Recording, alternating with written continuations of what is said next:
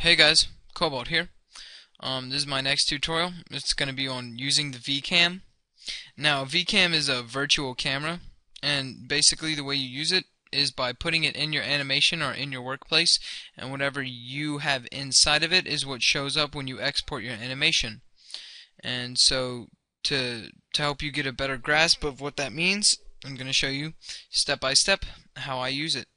So for starters, you're going to go to this link that I'm going to provide in the description below, and it's going to have it's going to say Vcam by guest, and you're just going to download this file and save it. It's a flash file, and this is going to have the Vcam in it.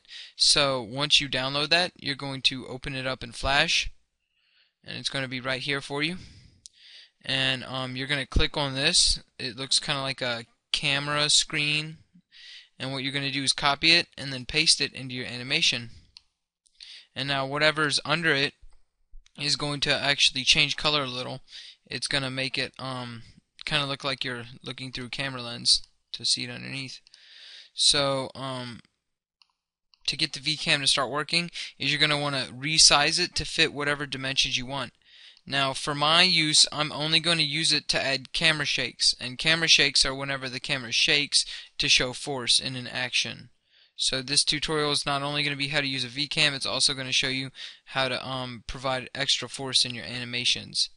So for starters, you get whatever size you want it to be, and for my purposes, I'm going to make it the same size as my canvas, which is this white box where the animation shows up, which is 600 by 300 pixels. So I'm going to go to width, change it to 600, and height, and I'm going to change that to 300. And now it's going to be the same shape as my canvas. Now I'm just going to drag it over, and there you have it. And now I'm going to save by hitting Control S, my little hotkey. And now I'm going to show you how to use it. The first thing to know about Vcam is that there are two different ways to do it. You can tween it, which I showed how to do tweens earlier. You just you choose a space where you have this object in it, and you just hit F6 so that you have the empty space, and then with one keyframe at the end, and you right click on the empty space and do create motion tween. So that way it'll be this empty space is the amount of frames that are going to be from this first frame where you have the object to this last frame where you're going to move it. So say you have the object here, and then you want to move it over here, and then the motion tween will do that for you. It'll automatically move. Okay? But for my purposes, I'm going to do my cam by hand, and it's really just preference. There are some things that look better if you tween them, and there are some that look better if you do them by hand. For adding shakes, you do it by hand. So I hit F6 to make another frame without deleting the cam. Now I'm just going to keep hitting F6. Also, oh man, I'm sorry, I forgot to mention this. An important note is if you want to zoom in or anything with the camera, if you don't want it to be the full size, what you do is you first make it the full size of the area of your canvas. So if your canvas is 550 by 250 pixels, you make it 550 by 250 first. Then you save or whatever, and you get ready, and you click on it, and here's the important part. You hold down the Shift key with the Free Transform tool, which Free Transform is this right here, this little box with the little smaller squares in the corners, and this lets you drag things. But the important part is to make sure you hold Shift, because what that does is it transforms it, and it only lets you transform it to the same shape. Just I wish I knew how to better explain this. It doesn't let you mess up the dimensions so that it looks like it's pulling things in the wrong way.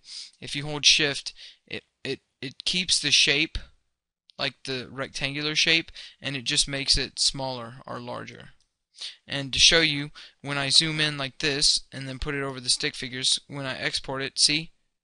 It's zoomed in on them. They're a lot closer. Now, if I had it at full thing, and instead of holding Shift, I just dragged it like that and made whatever, now when you watch it, they're gonna look like someone skewed them. It's gonna look like they got messed up, you know? It's not gonna look right. So you want to make sure to hold Shift. But for my purposes, I'm going to leave it the full size of the canvas. Now I'm going to hit F6, so I don't delete the Vcam. And there's the first punch. Now, what I do for camera shakes is I take however many frames, usually 3, I hit F6 on them, so I can return to the original position. See, because this is the same position that it was 3 frames earlier.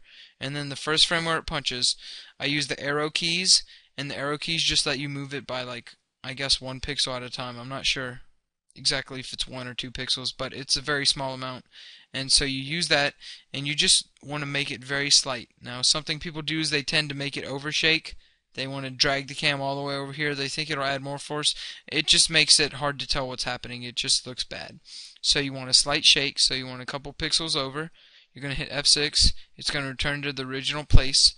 And then I'm going to move it a couple pixels in the other direction, but less than the original movement. Like the original movement was this big of a space, but then the second one was only this big. So you're going to want to make the very first one, the impact, is going to be the largest shake. Then it's going to not shake as much. It's going to start to slow down. And the amount of frames you have shaking is, I guess that's your preference. I think 2 looks best. And then you have it back in the original position. So it's just a little shake. And now this is an uppercut. So I like to do the shakes in the direction of the hit. So if it's a side punch, I make the camera shake that way. If it's an uppercut, I'm going to make the camera go up, see? And then I'm going to make it go back down a little, and then back into the position. So the camera's shaking upward where he's punching him. Then kick.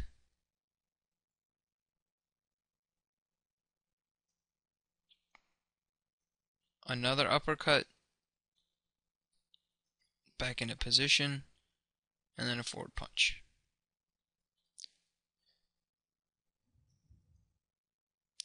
And then finally, the final kick. And this one's kind of to the corner, so I'm just going to make it go both directions. I'm going to make it go sideways and up.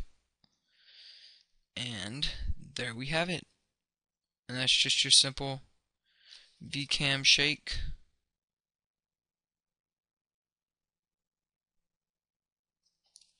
It's not too exaggerated. I could have maybe done a little more. Or another thing is make it go down a little, even if it's a sideways punch. Make it go down and then up. Yeah, so it's more noticeable. But yeah, and then so after you first finish, then you just watch it, and then you do what I'm doing. You tweak it a little, make sure you have it the way you like it, and then you should be done. So this is just basic Vcam shakes, and I think I'm gonna go over a little bit more about the Vcam real quick before I end the tutorial. So, yep, that looks good. So another thing I'm going to show you real quick, in the Vcam, I'm going to make a stick figure. Just going to draw a simple stick figure.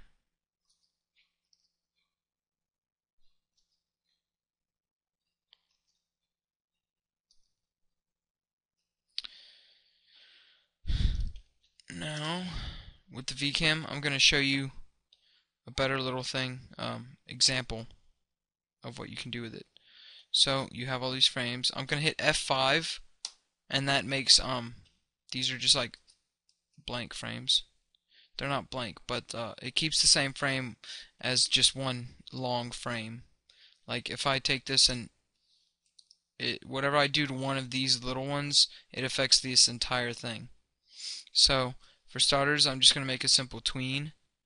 So I'm going to hit F6 right there, create motion tween. And another little nifty thing about the shift key is if you hold down shift, with the magnet tool on, if you hold down shift, it'll only let you, whenever you hold down shift, it makes it easier to just drag something in a certain direction while keeping it aligned. Like, keeping it from going up and down. If you hold down shift, and you drag it sideways, it'll only move sideways and it'll stay on the same plane, I guess. And then when you play the animation, it looks like it's zooming by the stick figure, you know? And then another example.